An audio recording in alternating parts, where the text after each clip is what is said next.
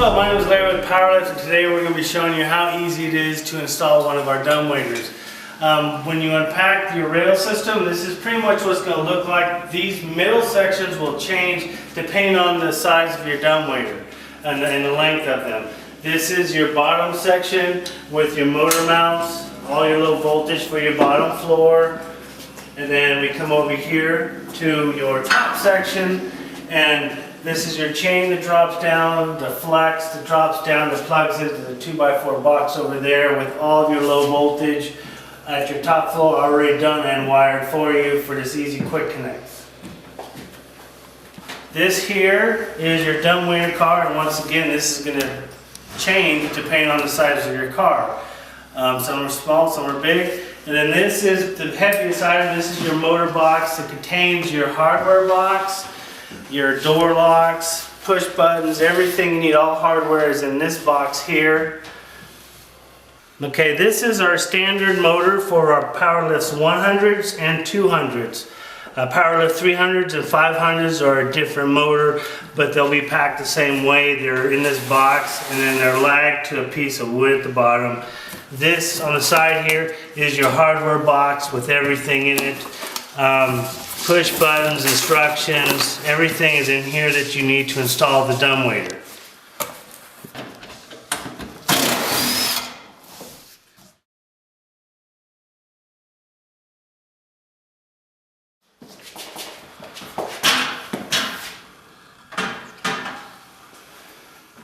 Okay, so now we've got our bottom section on some sawhorses, and we're going to go ahead and bolt the motor to the rail system with the bolts that are supplied.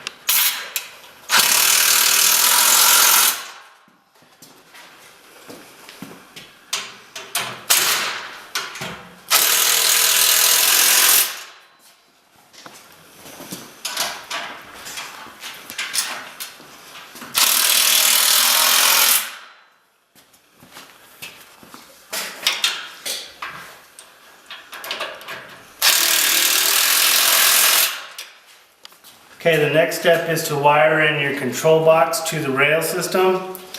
There are two plugs in there. This has a piece of tape on it, this one doesn't. The one with the tape is your interlock wires, your limit wires, and then this one without is your up and down and your safety circuit. And then we leave this on here, so what you're going to do is you're going to find the hole in the control box.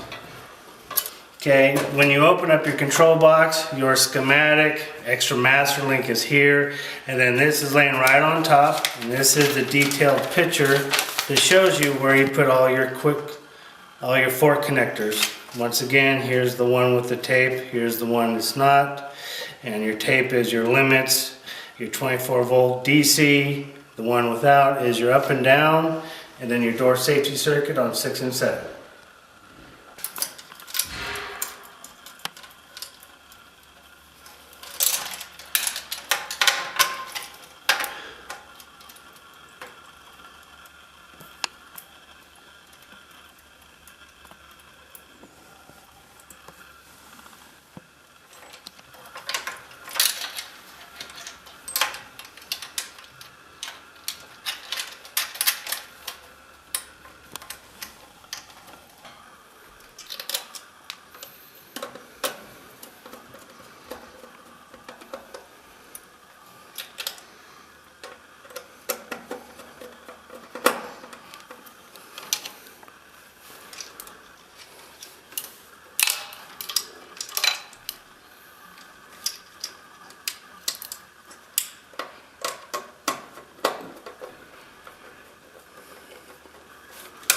Okay, now we've finished wiring in the rail to the control box.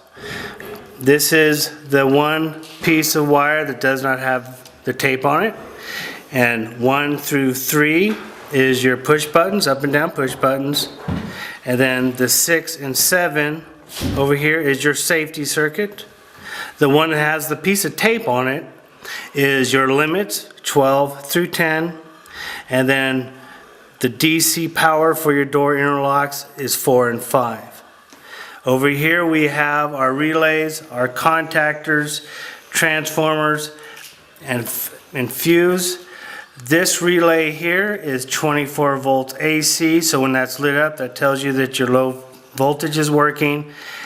This one is the more important of the two. This is your door safety circuit. Every time you open up a door, this light goes out. So if your dumbwaiter's not working, you go in your control box and you see this light is not lit, that lets you know that the door is ajar, and that's why your dumbwaiter's not working. Okay, this is a 2 amp slow blow fuse. What happens a lot during installation is people short out wires, pop this fuse. The problem with this fuse is a slow blow, so it's hard to see. So if you get in there and you have no lights here, check this fuse, take it out and make sure it's not blown. Also, this is your overload relay here. And if that pops, this will protrude out through here, letting you know that's popped. And then also inside of here is your inside wiring schematic, your extra master link, and also it shows you some field wiring as well.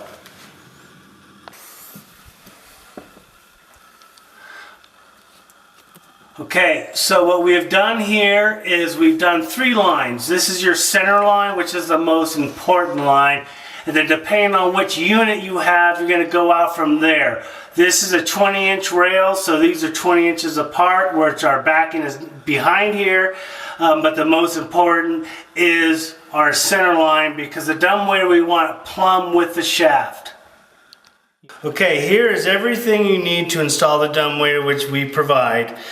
Starting off with your stacking pins that slide in each corner of the rail system, and then the next rail system comes down, and this is what keeps everything aligned.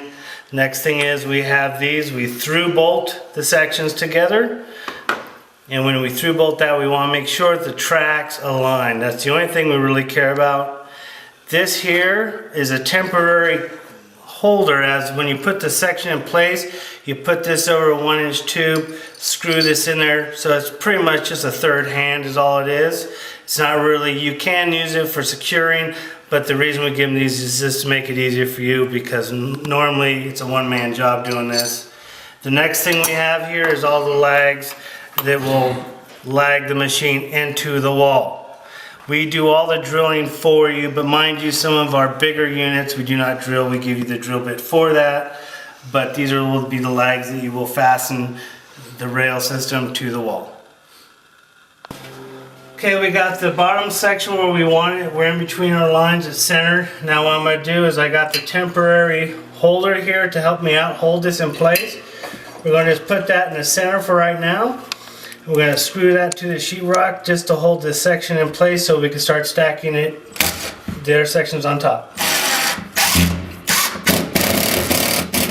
Okay, now what we're going to do is we're going to go ahead and put our stacking pins in at the top of each section on the corner, and then we'll be passing down our sections down on top of this, through bolting it on these 2 points here. Our holes for our lags are here. And if you ever really want to know which is top section, you'll see these self-tapping screws here that holds the stacking pin from falling all the way down. They will let you know, but we always have a bunch of marking on there anyway, letting you know which is your top section. So at this point now, we're going to start bringing sections down through chaseway and guide them onto these 2 pins right here.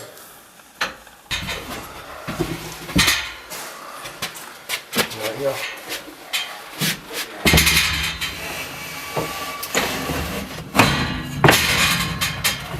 Now we have our second section in place. We're going to go ahead and through bolt it in here, so we come down to the top.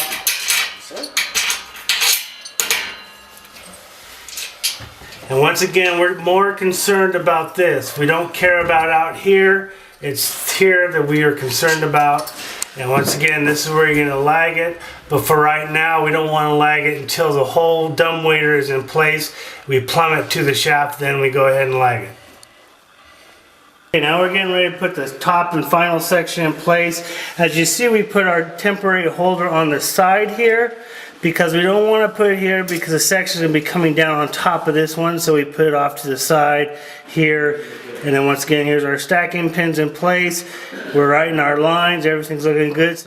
Okay, now we're going to go ahead and put the top section in place. And this is one place you want to be careful about. You don't want to fall down the hole. So the best thing is just put it down this way first. Get it on your stacking pins.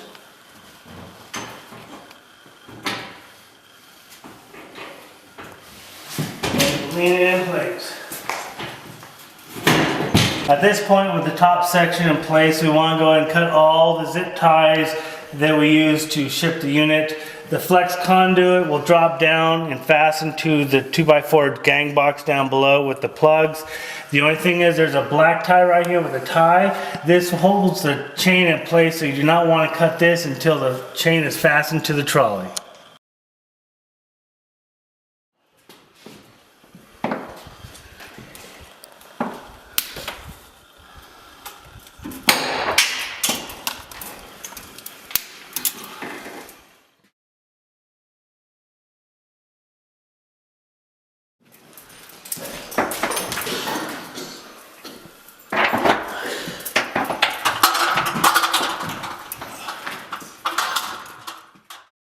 Okay, now we're going to fasten the top of the chain to the top of the trolley with the master link furnished.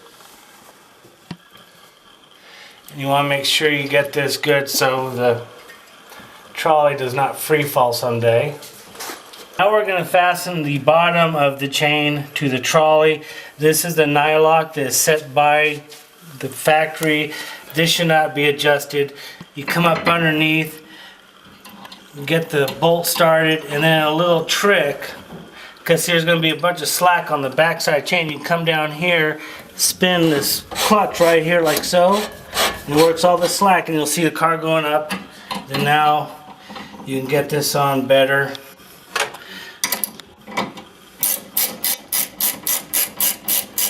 You just tighten it down.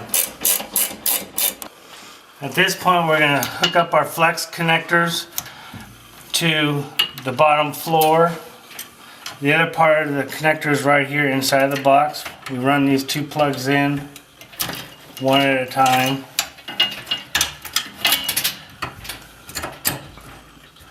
Bring them through.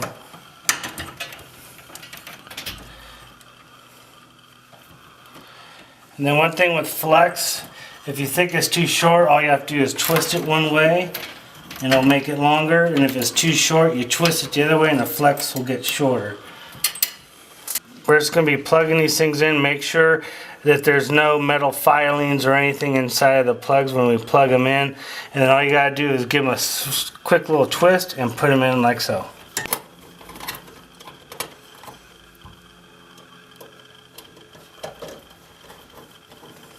At this time, we come back upstairs and we go ahead and clip and remove the black tie